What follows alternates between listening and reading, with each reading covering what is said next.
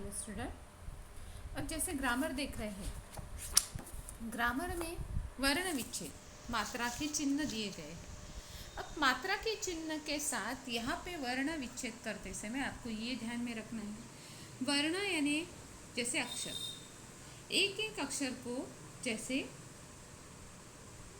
जैसे एक एक अक्षर आधा है उसे पूरा करके शब्द या वाक्य बनाया जाता है। सबसे पहले एक एक शब्द से ही वाक्य बनता है, शब्द रचना बनती है। वर्ण विच्छेद में वर्णों की मात्रा है, जैसे यहाँ पे त्र स्वर है, एक स्वर है, इसका मात्रा चिन्ह जैसे जैसे कृष्ण है तो जो कृ, तो वैसे ही इन शब्दों के विराम चिन्ह आपको विच्छेद करके लिखने हैं। तो इसे कहते हैं वर्ण विच्छेद। एक एक शब्दों को अलग करना, उसे हम क्या कहते हैं? वर्ण विच्छेद। अब जैसे तृण, त हलन रु रु प्लस न हलन फिर अ।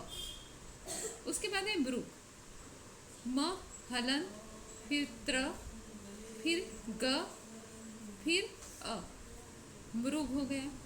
घृत, घ हलन त्र प्लस त हलन प्लस अ।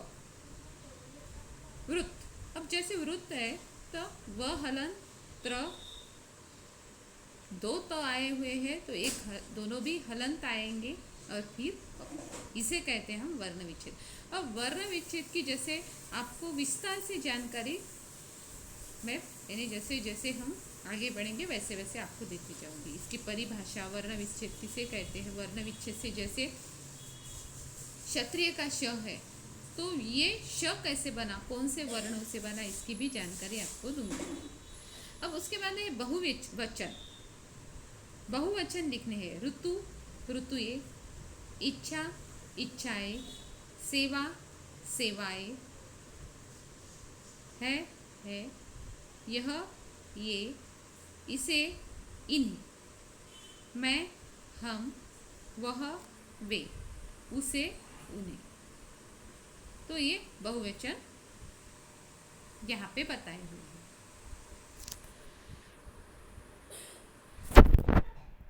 अब यहाँ पे स्त्रीलिंग है, मन में आए वाक्य बनाए और मिलान करके बताए कि ये शब्द स्त्रीलिंग है या पुल्लिंग, स्त्रीलिंग है या पुल्लिंग। जैसे नदी है, नदी क्या है? स्त्रीलिंग। उपवन, उपवन है पुल्लिंग। फूल स्त्रीलिंग। पर्वत पुल्लिंग। सूर्य पुल्लिंग। किरण स्त्रीलिंग। उसी के साथ साथ पर्यायवाची शब्द आए हुए हैं। पर्यायवाची शब्द में है सूर्य, भास्कर, दिनकर, बादल, मेघ और घन, बादल, मेघ और घन, शैल, पर्वत और पहाड़,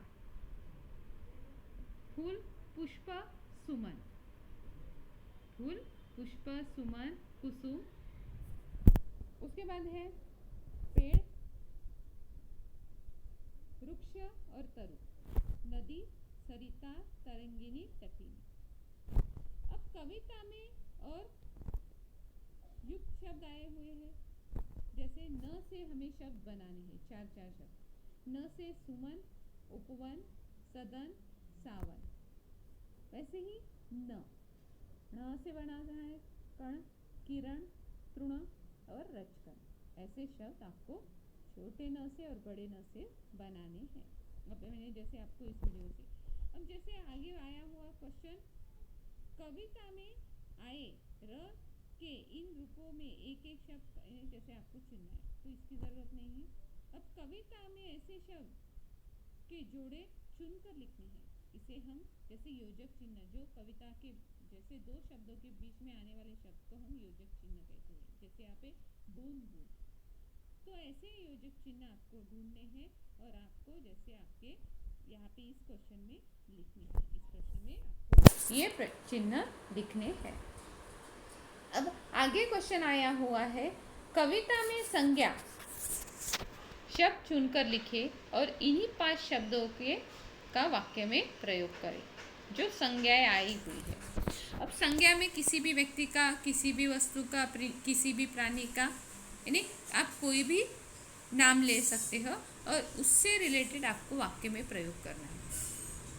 जैसे आपने एक आधी लड़की का नाम ले लिया है या धरती का नाम लिया है, जैसे धरती, तो धरती ये जैसे संज्ञा है और संज्ञा के हिसाब से आपको उसका जैसे वाक्य में प्रयोग करना पड़ेगा। ऐसे 5 शब्द आपको संज्ञा के ढूंढने हैं और 5 शब्द के जैसे वाक्य में प्रयोग करने हैं, 5 शब्दों के वाक्य में प्रयोग करने हैं। अब सबसे पहले यहाँ पे संज्ञा की परिभाषा।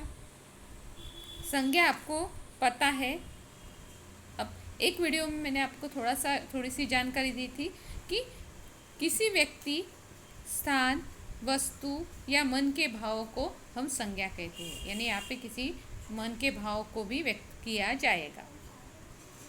यहाँ पे व्यक्ति भी आ सकता है, स्थान, जैसे एक आधा स्थान के बारे में भी, वस्तु के भी बारे में, और या मन के भाव में भी, जैसे हर्ष, उल्लास, उदासी, बचपन, यानी कोई भी भाव यहाँ पे व्यक्त हो सकता है। तो ये उसे हम क्या कहते हैं? संज्ञा। अब संज्ञा के 3 भेद हैं, व्यक्तिवाचक संज्ञा, जातिवाचक संज्ञा और भाववाचक संज्ञा। व्यक्तिवाचक संज्ञा में जैसे है गुजरात, हिमालय, या व्यक्ति का नाम सरदार पटेल।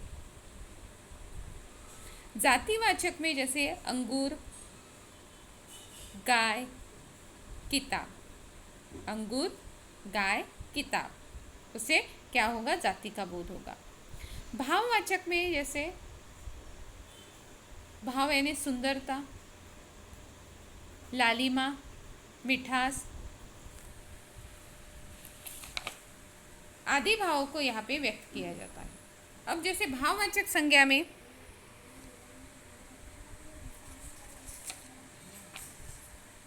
उसी भाव की या उसी जैसे भाववाचक संज्ञा किसे कहते हैं, व्यक्तिवाचक संज्ञा किसे कहते हैं, ये भी आपको अभी यानी जैसे यहाँ पे बताती हूँ। जैसे भाववाचक या व्यक्तिवाचक, व्यक्तिवाचक संज्ञा यानी जैसे यहाँ पे यहाँ व्यक्ति का या व्यक्ति शब्द या व्यक्ति की विशेषता को या भाव को दर्शाया जाता है, या किसी विशेष व्यक्ति, वस्तु, स्थान या भाव के नामों का बोध होता है, उसे हम क्या कहते हैं? व्यक्तिवाचक संज्ञा। अब जैसे यहाँ पे व्यक्तियों का नाम आ सकता है, नगरों का नाम आ सकता है, देशों का नाम या त्योहारों का नाम। अब जातिवाचक, अब आपको यहाँ पे मैं ये बता रही हूँ, आपको ऐसे ही प्रश्न कविता में संज्ञा देखनी है, आपको ढूंढनी है और लिखनी है, इसलिए ये फिर से रिपीट कर रही हूँ कि जैसे आपको व्यक्तिवाचक संज्ञा की जानकारी मैंने दी, उसी के साथ जैसे जातिवाचक। जातिवाचक संज्ञा में क्या होता है? जिस शब्द से किसी एक विशेष व्यक्ति अथवा स्थान का बोध न होकर समस्त जातियों का, यानी यहाँ पे जिस शब्द से यानी किसी एक विशेष व्यक्ति का या विशेष स्थान का बोध न होकर समस्त जातियों का बोध होगा, उसे जातिवाचक संज्ञा कहते हैं। इसमें शहर, नगर, नदी, देश आदि सब कुछ आ सकता है। वैसे देखा जाए तो जातिवाचक संज्ञा में द्रव्यवाचक संज्ञा और समूहवाचक संज्ञा आती है। द्रव्यवाचक संज्ञा में जैसे किसी पदार्थ या द्रव्य का बोध कराने वाले शब्दों को हम द्रव्यवाचक संज्ञा कहते हैं, सोना, चांदी, लकड़ी आदि, यानी ये द्रव्य है। और समूहवाचक में विशेष समूह का ज्ञान होगा, विशेष समूह का, जो शब्द किसी समूह, संप्रदाय का ज्ञान कराते हैं, उन्हें हम समूहवाचक जैसे संज्ञा कहते हैं। जैसे सेना है, कक्षा, भीड़, गुच्छा, ये पूरी क्या है? समूहवाचक संज्ञाएं हैं। अब भाववाचक संज्ञा किसी गुण, दशा, भाव, अवस्था अथवा स्वभाव का बोध कराने वाले शब्द को हम भाववाचक संज्ञा कहलाते हैं। भाववाचक संज्ञा में जैसे ऊंचाई, बचपन, अच्छाई, स्वतंत्रता, ठंडक, तो ये क्या है जैसे भाववाचक संज्ञा।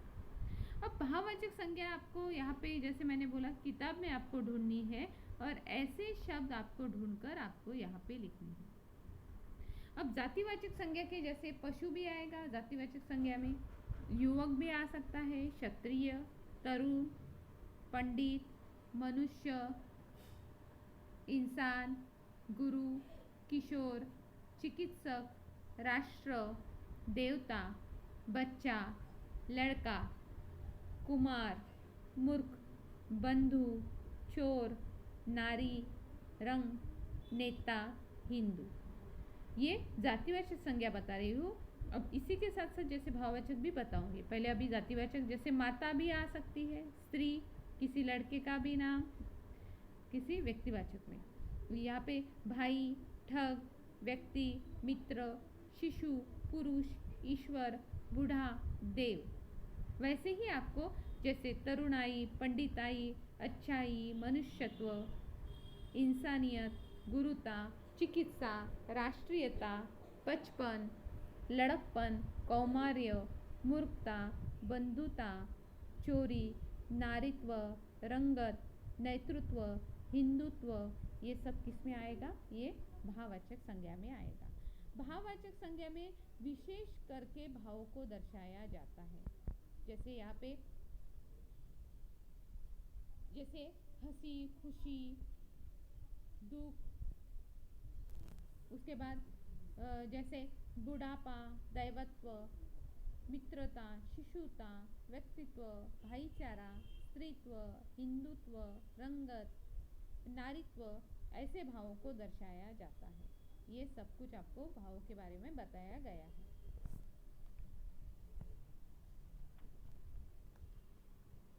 ऐसे ही आपको शब्द आपके कविता में देखने हैं। अब जैसे सिंधु आ रहा है, सिंधु आ रहा है तो वो व्यक्तिवाचक में आता है, जातिवाचक में आता है या भाववाचक में आता है, या बादल आ रहा है, तो ये कौन सी संज्ञाएं है आपको देखनी है। जैसे आपको मैंने ऊपर के क्वेश्चन में बोला है संज्ञा ढूंढकर वाक्य में प्रयोग कर रहे हैं, पर यहाँ पे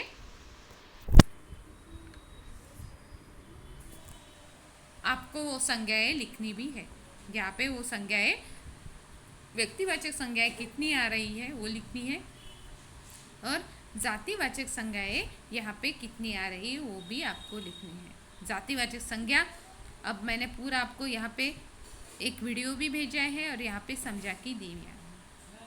भाववाचक संज्ञा भी आपको यहाँ पे मैंने व्यक्त की है। भाव को दर्शाने वाले को भाववाचक संज्ञा, जाति को दर्शाने वाले को जातिवाचक संज्ञा, विशेष द्रव्य और समूहवाचक संज्ञा को भी यहाँ पे आपको व्यक्त किया है। यहाँ पे विशेष व्यक्ति, भाव या गुणों को दर्शाया जाएगा तो वो अलग अलग संज्ञा आएगी। तो सबको यहाँ पे व्यक्त किया गया है, सबकी जानकारी यहाँ पे दी गई है, और सब भावों को दर्शाने वाले को यहाँ पे जैसे हमने अलग अलग भाव संज्ञाओं में विभाजित किया हुआ है। अब संज्ञा हर एक प्रकार की है और संज्ञा हर तरह से व्यक्त हो सकती है। अब ये संज्ञा के प्रकार आपको बताए हैं, और इस तरह जैसे आपको उस जैसे व्यक्तिवाचक में, जातिवाचक में, भाववाचक में जो संज्ञा आती है वो आपको इस यहाँ पे लिखना है।